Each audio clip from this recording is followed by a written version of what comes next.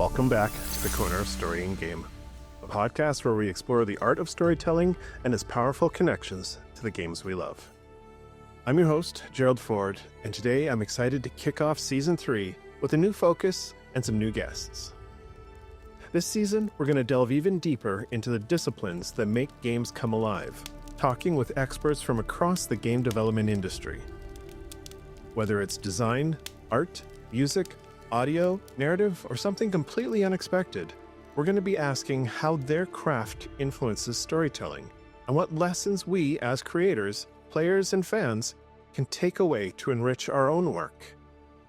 To kick things off, I could not think of a better guest than Kat Craig, a talented UI/UX designer whose work has shaped some incredible games. Kat's expertise lies directly at the intersection of design and narrative, crafting experiences where players feel immersed in the stories they encounter.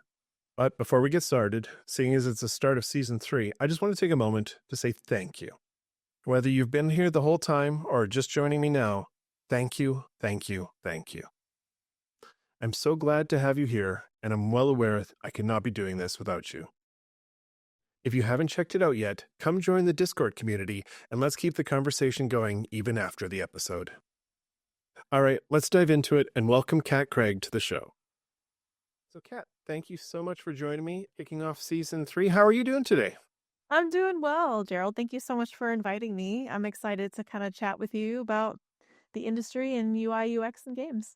Wonderful. I'd love to say I had the brilliant idea, but one of my guest friends, Rudy, actually suggested I talk to more artists, visual artists, musicians, audio folks, everybody. And UI, UX is something that actually interests me because I have a graphic design background as well. So I have dipped my toes into the world. So I wanted to talk with you today. But before we get going, can you share with us your journey? What got you into games and design? Sure. It's been kind of a wayward journey, if I'm being honest. So games has always been the industry that I've always wanted to work in. But as you know, it's actually very, very difficult to kind of get in there. So my journey as a designer kind of started with graphic design as well. So I did print first. So I did a lot of wedding invitations, book covers, book interiors, things like that. And that eventually moved into web design. So that I started doing things like banners for websites and different websites and things. And then I guess you would say my first big break was with Nintendo, oddly enough. And it was for a web design role because UI UX actually wasn't really a thing quite yet, honestly. So I was hired on to do, website stuff and stuff for game announcements and like letters that players would get and everything. So that was my first kind of dipping my toe into the gaming industry. And I was obviously over the moon, totally excited. And I knew I wanted to kind of keep pursuing that. And it was a contract role. So once that contract was over, they did open up a permanent role, but the timing didn't work out, and also it required me to move across the country and everything, and it didn't work out, unfortunately. So I kind of had to take a step back a little bit, and then I did like little projects with advertising agencies. Like I worked for the Pokemon company on a project through a company called Smashing Ideas. So it was kind of in and out. And then most recently I worked for more tech companies. So I worked for Dell for a little while. I worked for a company called Zonar Systems, which is in the transportation industry. But gaming was always kind of like in the back of my mind. And I knew that I needed to get back to it. So I did kind of start looking for my next gaming role while I was at my last job. But then unfortunately, like a lot of us, I got laid off in November of 2023. So it was almost a blessing in disguise. Obviously, I would have preferred to have another role lined up before I left. But, being laid off kind of gave me that kick in the pants that I needed to really start networking and working on things for my portfolio and just going really hard on, trying to get work in the gaming industry. And I think through networking alone, I was able to get some really cool opportunities. So I started working with Larian Studios on Baldur's Gate 3 of all things, which is crazy. And it was such an honor to lend my ideas to improve player experience for that game. And then now I'm with Athena Productions on a freelance contract, and we're working with Squanch Games on their next title. So that's kind of where I'm at. Cool. Well, how did you fall in love with, like, when did you start gaming? What games did you play as a kid? Oh yeah. Oh my gosh. So my first system, I'm aging myself here, was Atari. So, I loved all those games back then. I can't name them to be honest. Like, yeah, it was just I was too young to remember what the names were. I'm sure like Asteroids was there and everything, but the first game I actually remember, which I think was on NES, was Bubble Bobble. So that was like my first game that I absolutely like fell in love with. And it was just a simple game with these little dinosaurs and bubbles, so it wasn't really anything super mind-blowing or anything, but it just I could not stop playing it, I remember as a kid. And then obviously when Mario Brothers came along, like constant, like you couldn't pull me off of that. So obviously very into Mario. And then as I got older, I think I got really into RPGs. And since then, it's RPGs have absolutely been my favorite game of all time, just that type. I love deep stories and interesting characters and twists and turns. That's just my favorite thing to get lost in. Hmm. Did you play tabletop role-playing games growing up? Did you play D&D or anything like that? No, I didn't. Like D&D kind of like a D&D was more my brother's age. So my brother is like, I don't know, 13, 12 years older than I am. So I think I was a bit too young for the D&D thing. And, once Stranger Things came out and that was like a big deal with Stranger Things, then I think I tried to kind of get into D&D, but I could never get a DM that would work with me. So I never actually had a chance to play yet.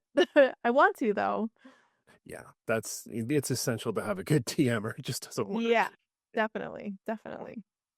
Very cool. Well, and here you are today working away at UI UX. So let's Yeah. dig into that. Um, UI UX works in the background, but it can profoundly impact a game's narrative, a story, the experience of that story. Mhm. So, in your opinion, applying your experience and your point of view, how do you see it enhancing the narrative experience for players? Ooh, that's a good one.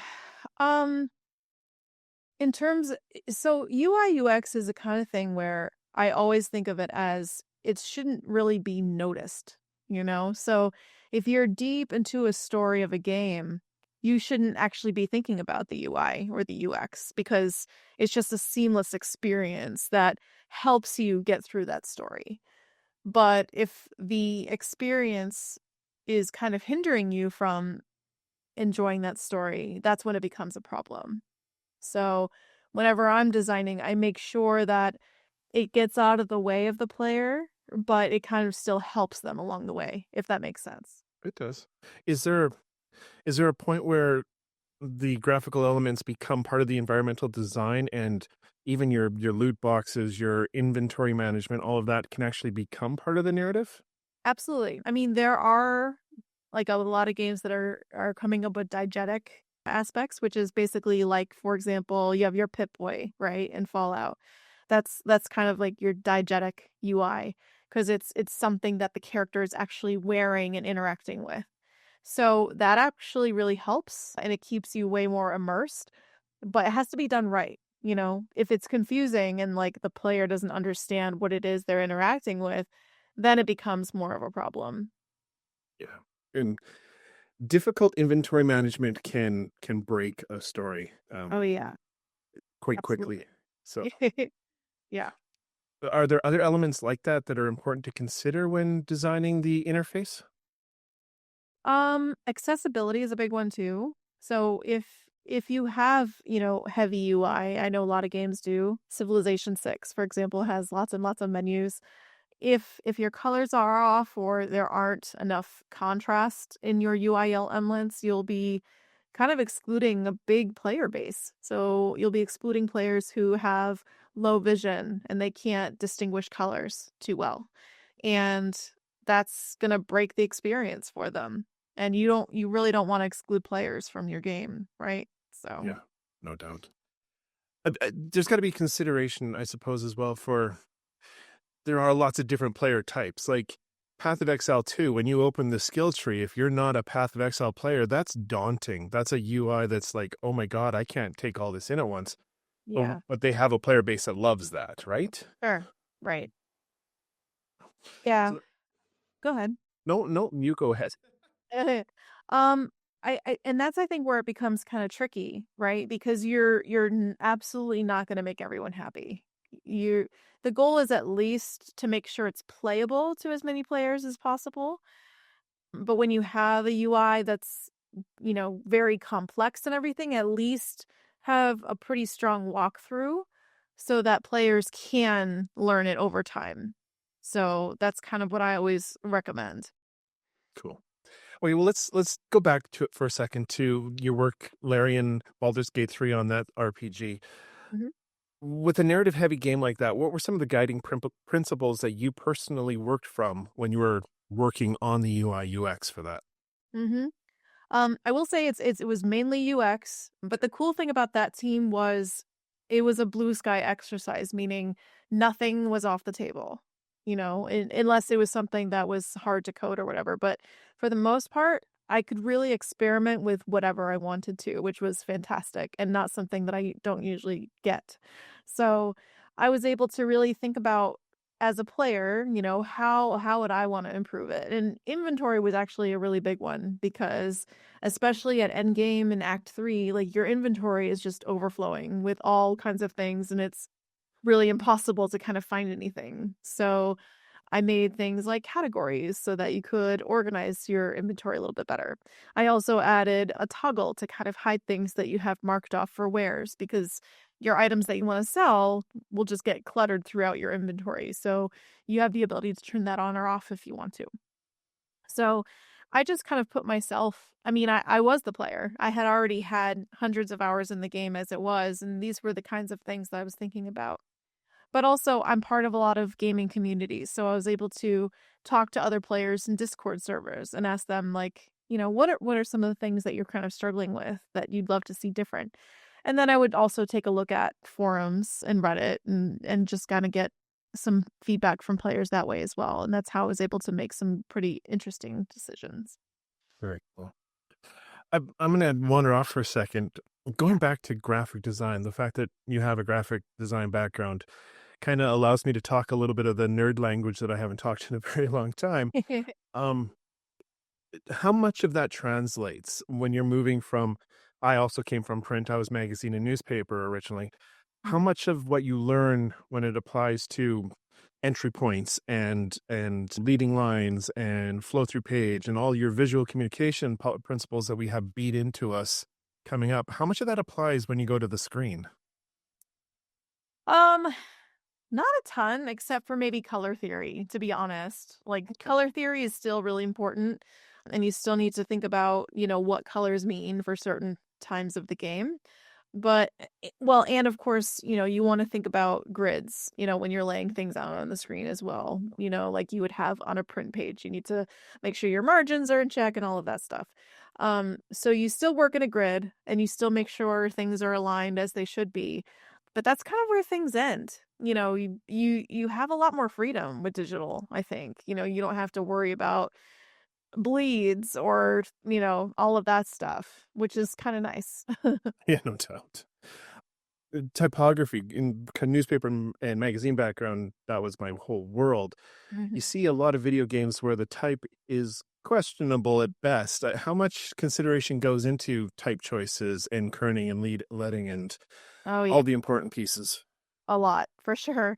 For the most part, I pay closest attention to sizing as well. So Xbox has its own accessibility guidelines that I refer to really often all the time. I keep the tab open all the time just to make sure that I'm adhering to those guidelines.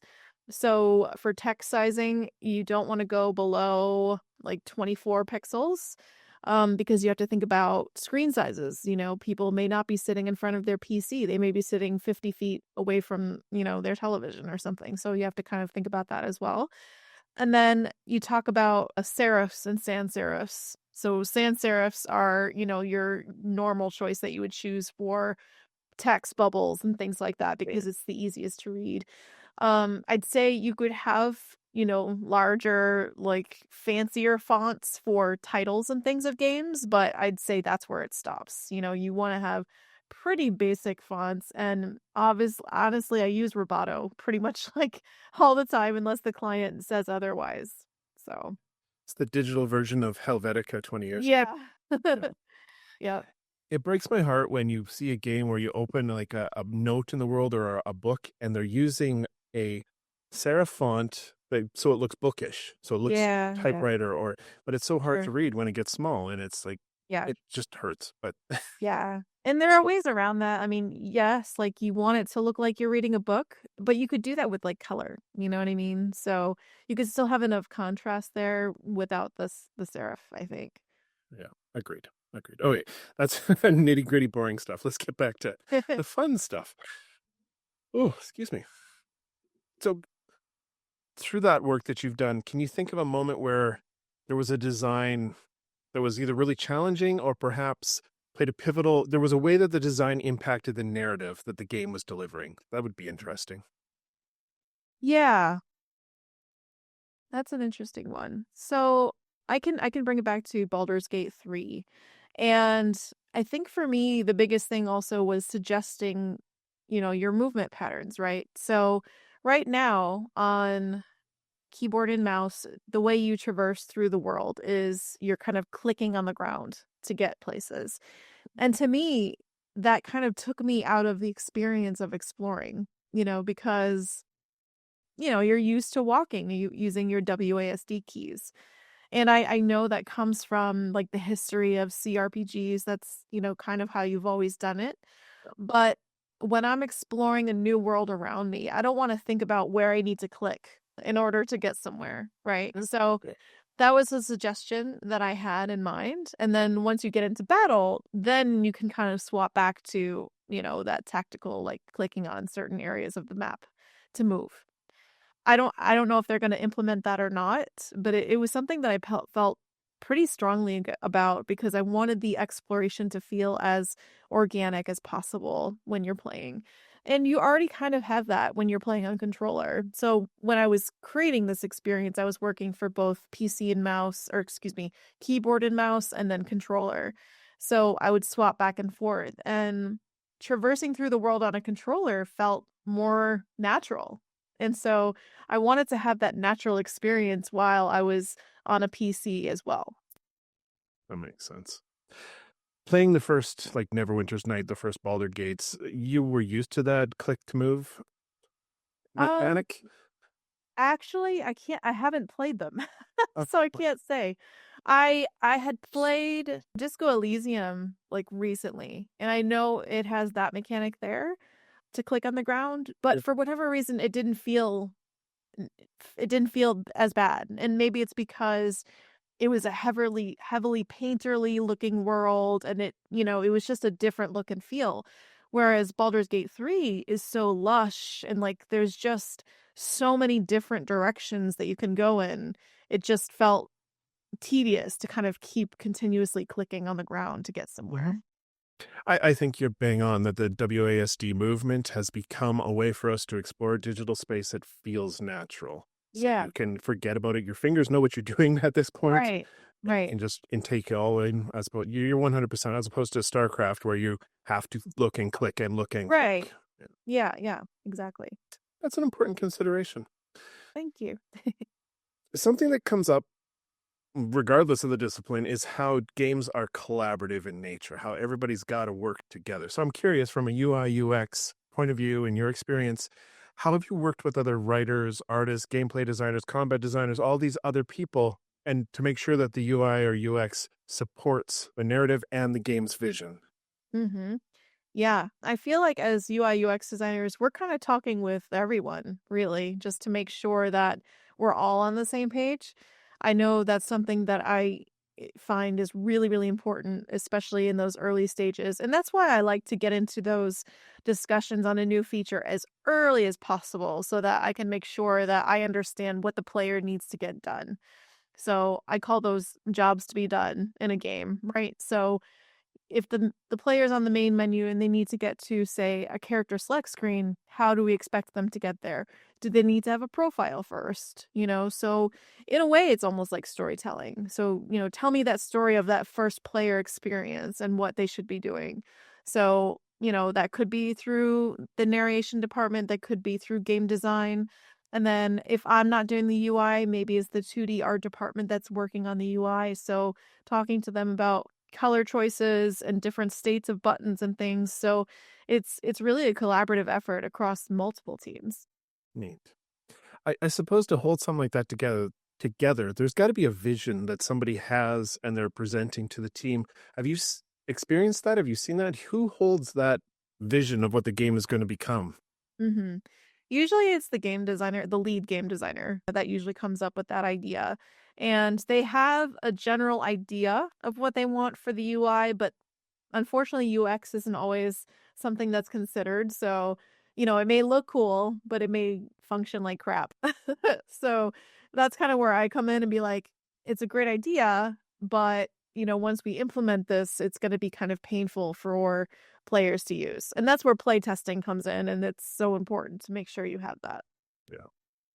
I just realized we've been rambling away here and we never really stopped to define UI UX. So there may be people who don't know the difference between the two. Can you hit me quick with your definition of UI and Yeah, UX? absolutely, absolutely. And that's like a history old question.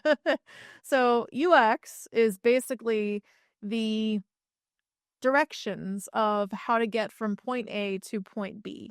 Whereas UI is the visual elements you interact with in order to get to those points. Right. So Is that user kind of interface and user experience. right? Yeah. Correct. Cool. Yeah. I'm sure most of the people who listen to me ramble on this show are familiar, but just in case. For sure. Cool. Okay. Well, that was a fantastic answer. I guess to bring it all together, what have you learned? What is some of the wisdom or what's a piece of advice you would give to somebody either coming into what you're doing or to the storytellers, narrative designers, comic book writers, the other creatives out there? What can we all learn from what you've done? Yeah, I actually created a post on LinkedIn about this today, as a matter of fact, because it's a really yeah, it's a really popular question that I got from a lot of young designers, like, how do I get into the industry?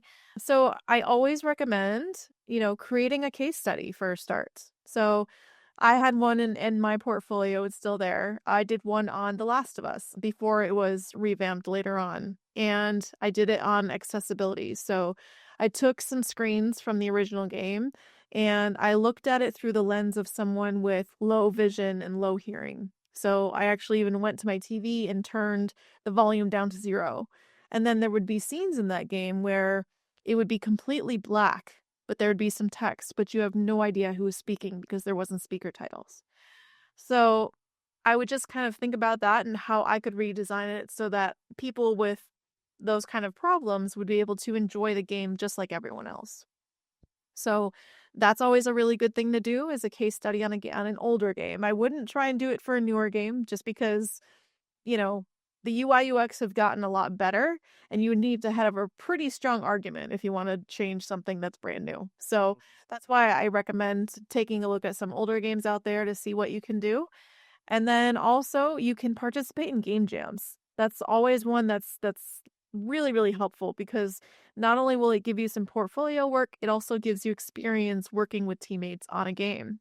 So that's always really helpful. And then you can also volunteer with studios. I actually found two of the studios that I've been with for about 2 years through a subreddit called I Need a Team. And you just post on there what you're looking for, and then you'll have people reaching out to you, or you can reach out to them. And it's just a really great community of people just looking to work on cool games together. That is so cool. I'm going to go check it out myself right away. Yeah, yeah.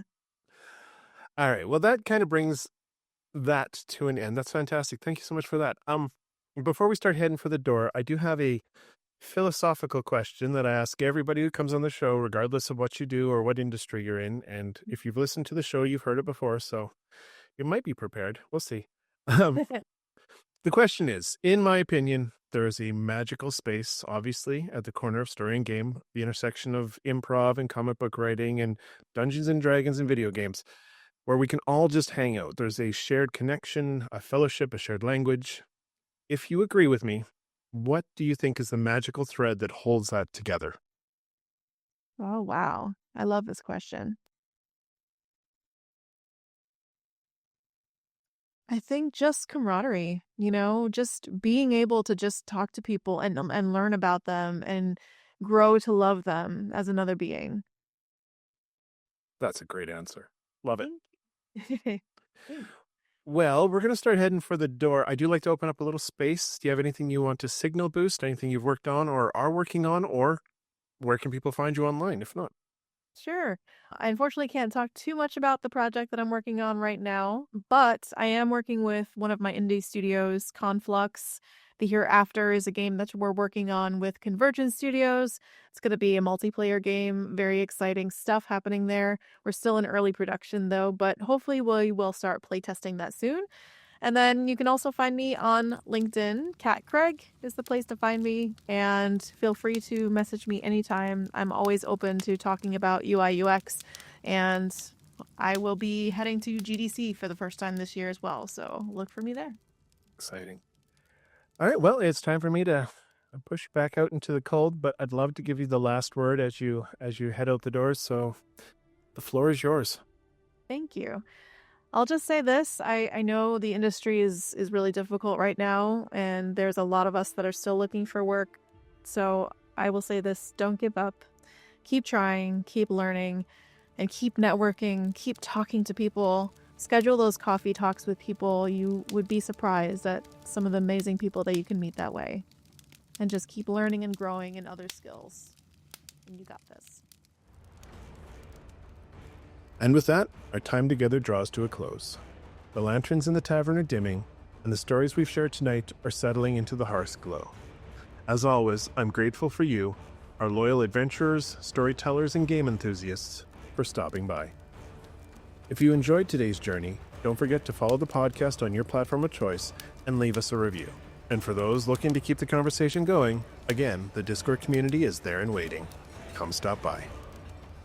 And until then, may your dice roll true, your stories inspire, and your games bring you joy.